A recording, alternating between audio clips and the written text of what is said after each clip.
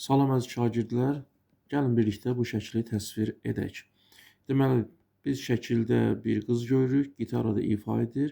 Ona biz ad verə bilərik. Məsələn, Kate gitarada ifa edir.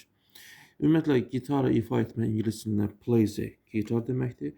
Bunu bildikdən sonra ingilis dilində deməli cümlədə söz ardıcıllığına gərək fikir verək. Birinci gəlməli mübtəda kim? Kate. Yazırıq Kate. Nə edir? Gitarada ifa edir. Hal-hazırda biz onu demək istəyiriksə, biz to be plus ing formasından istifadə etməliyik. Məsələn, Kate to be-nin forması is, ifa edir play plus ing forması is playing. Sizin cümləniz artıq hazırdır. Kate is playing. Kate ifa edir. Mübtəda xəbər ardıcıllığına biz fikir verməliyik. Ondan sonra nədə ifa edir? Gitarada.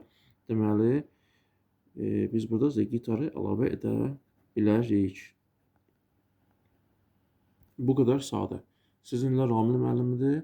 İzləmədə qalın. Yenə də bu tipli suallarımız, inşalarımız, tərcümələrimiz olacaq.